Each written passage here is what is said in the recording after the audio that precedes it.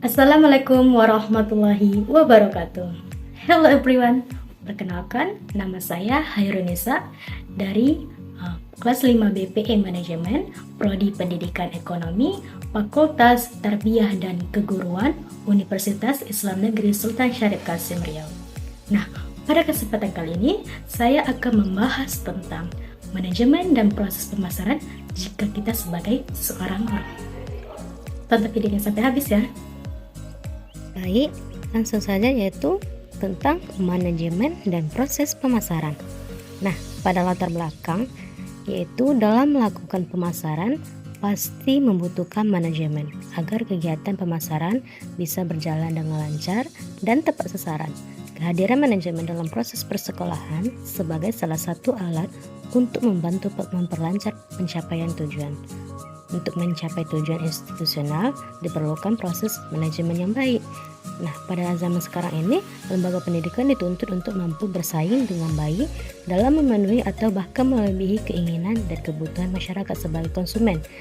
Nah, oleh karena itu, manajemen pemasaran pendidikan harus benar-benar diatur seoptimal mungkin untuk bersaing dengan lembaga pendidikan lainnya. Nah, dari latar belakang itu, maka dapatlah rumusan masalahnya, yaitu bila Anda ingin menjadi guru, jelaskan manajemen dan proses pemasaran produk jasa Anda. Nah, tujuan penulisannya yaitu untuk mengetahui manajemen dan proses pemasaran produk jasa jika menjadi sebagai guru. Selanjutnya yaitu manajemen pemasaran. Manajemen pemasaran itu adalah proses perencanaan dan pelaksanaan pemikiran penetapan harga, promosi serta penyaluran gagasan barang dan jasa untuk menciptakan pertukaran dan memuaskan tujuan-tujuan individu dalam organisasi. Oleh karena itu, dapatlah dimengerti bila manajer pemasaran bertugas membuat keputusan tentang segmenting, targeting, positioning, product development, distribution, dan communication. Yang kedua yaitu proses pemasaran. Proses pemasaran ini ada 5. Yang pertama yaitu menganalisis peluang pasar, yang dimana analisis lingkungan pemasaran dilakukan untuk meraih peluang dari setiap perubahan-perubahan yang terjadi.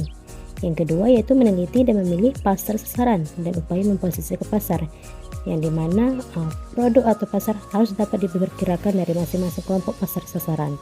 Yang ketiga yaitu mengembangkan strategi pemasaran, yang dimana perusahaan harus mengembangkan hal yang berbeda dari strategi penempatan pada pasar sasaran. Yang keempat yaitu merencanakan program pemasaran. Strategi pemasaran terdiri atas pengambilan keputusan tentang biaya pemasaran, bauran pemasaran, dan alokasi pemasaran. Yang kelima yaitu mengorganisasikan, melaksanakan, dan mengendalikan pemasaran. Dalam hal ini, perusahaan membentuk struktur personalia pemasaran dan menetapkan tugas secara jelas serta terkoordinir serta melatih, mengarahkan, memotivasi, dan mengevaluasi semua personalia tersebut.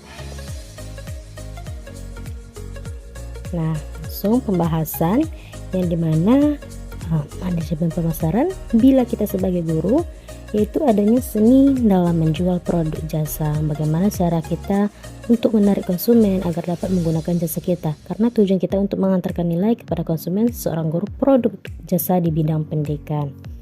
Yang kedua yaitu proses pemasaran. Nah, dari 5 proses tadi, yang pertama kita harus bila menjadi guru, saya melihat dan menganalisis sekolah mana yang menurut saya mudah dijangkau dan mempunyai visi dan misi yang bagus dan cocok untuk saya. Dan bila saya menjadi guru, saya meneliti dan memilih sekolah yang akan menjadi sasarannya dengan cara mewawancara orang di sekitar atau mendatangi langsung sekolah tersebut.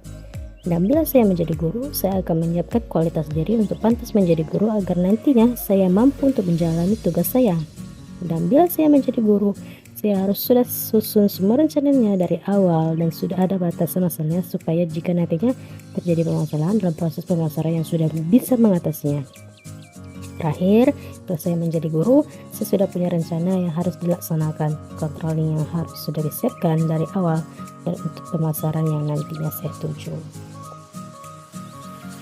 Nah, terakhir yaitu adanya kesimpulan yang dimana manajemen itu sangat penting karena akan menentukan keberhasilan dalam mencapai tujuan yang telah ditetapkan untuk diwujudkan bersama. Begitu juga guru dengan siswa dan guru atau staf lainnya yang ada di sekolah. Mereka harus mampu melakukan proses manajemen secara sistematis agar semua tujuan dapat dicapai. Pemasaran dalam bidang pendidikan yang mana guru diberi tanggung jawab dalam melakukan aktivitas untuk mempromosikan tujuan, nilai, dan produk jasa yang dimilikinya kepada siswa agar orang tua, staf, dan masyarakat luas dapat memberi kualitas dan kepuasan para konsumen. Nah, untuk sarannya, kita sebagai mahasiswa pasti calon guru dalam memasarkan produk jasa, guru ini dapat memperhatikan peluang pasar yang akan dihadapi. Nah, di samping ini teknologi yang semakin canggih, kita akan menjadi seorang guru harus melihat tantangan dan rintangan yang akan dihadapi ke depannya. Demikianlah yang dapat saya sampaikan. Semoga apa yang saya sampaikan dapat memberikan manfaat kepada teman-teman, khususnya bagi calon seorang guru. Mohon maaf apabila ada kesalahan dan kekurangan.